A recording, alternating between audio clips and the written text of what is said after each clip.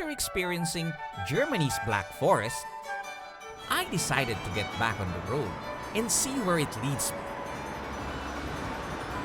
I've heard many good things about southeastern Germany, so that's where I'll head over.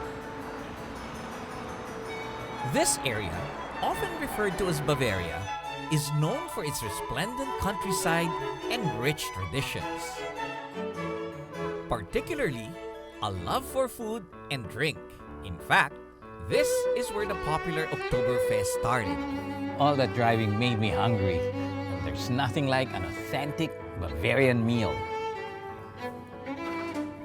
Sausage. Very, very good. Sauerkraut. And, of course, the beer.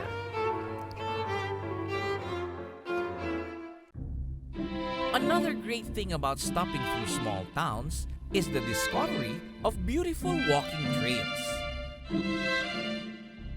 Not really tired from the drive, but I felt like resting from a heavy lunch, especially with a view as calm as this.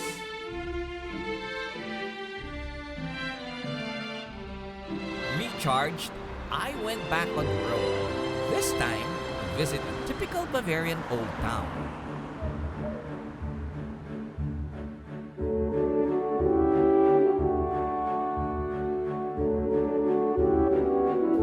And I'm in the little town of Bad Tolz, where everybody seems so relaxed, even on a Monday afternoon.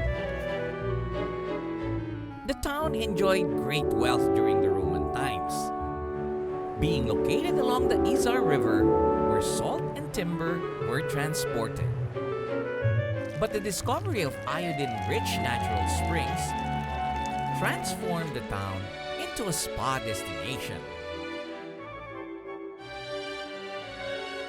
Bad Tolz, like other German towns, prefixed with the word bad, meaning spa, is a place of cure.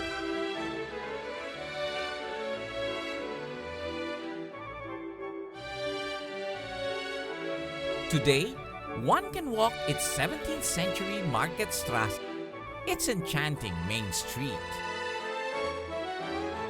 Paintings depicting biblical scenes and local events grace the facades of old buildings.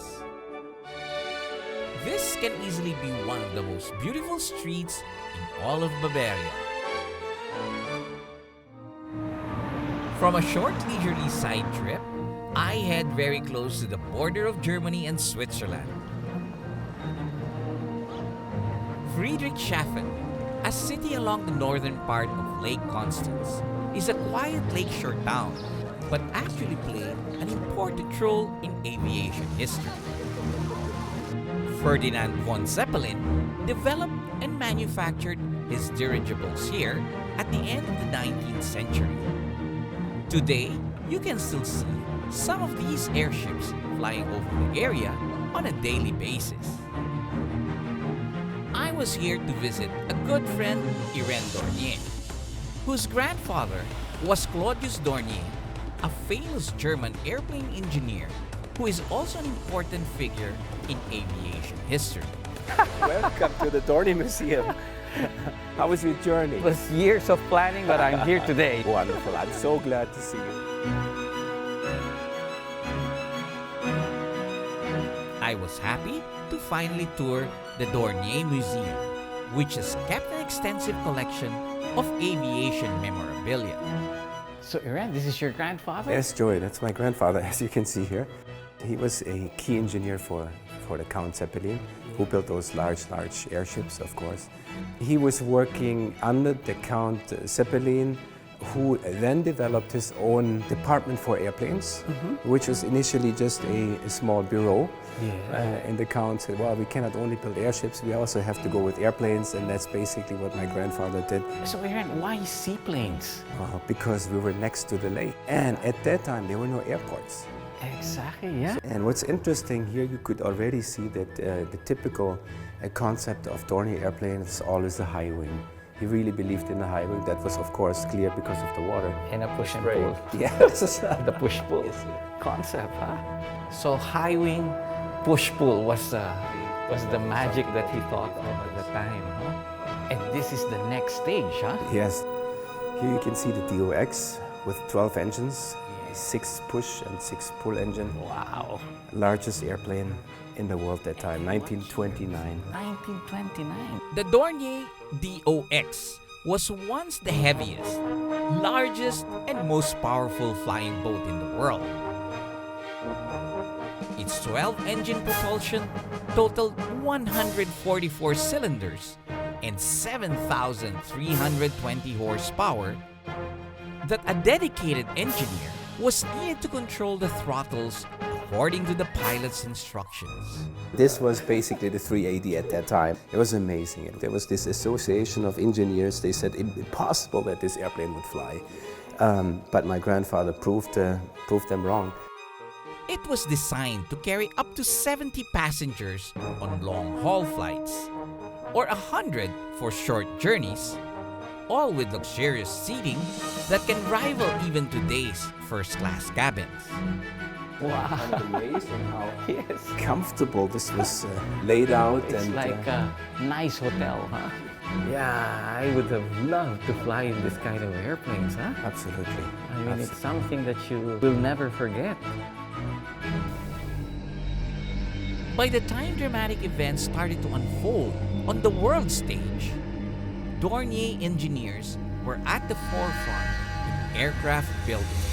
Okay, Joey, here you see the warplanes. Okay. Of course, my grandfather was obliged to build these airplanes as well. Well, during those times, you have no other choice, huh? Absolutely not. And they were beautiful airplanes. Actually, unfortunately, there was no more gas left when the production line was finished. So there were many airplanes built, but they couldn't fly because lack of fuel. Yes. That time also saw the development of the fastest piston engine warfighter, the DO-335. Aside from its speed, it was also known for another aviation milestone. A propeller in the back, and this airplane had the first ejection seat in the world, which Dornier, by the way, built.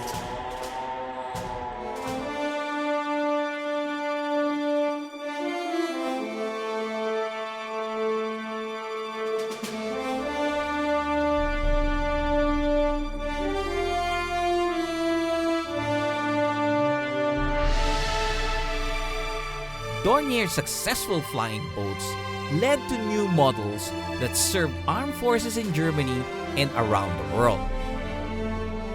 After the war, aircraft production was prohibited in Germany, and Claude relocated to Spain and Switzerland, providing consultancy services before returning again to Germany in 1954. Those years saw the development of more aircraft, including the Alpha Jet, which became the standard NATO trainer in the 70s and 80s. Currently, the company is also involved in other fields like defense, satellites, and medical technology. This museum holds very important pieces of aviation history, and I'm glad Iren, like most Germans, is very proud of this heritage and continue to preserve this for the next generations. I was glad to get the chance to observe these machines and mechanisms up close. Shaped by their environment and crafted by a culture whose passion for excellence has changed the world. In the next part of this adventure, I go on an epic flying journey from Germany to Austria's beautiful Lake District and spent a weekend with flying legends. This has been your captain, Joy Roa. See you in the next Asian Air Safari.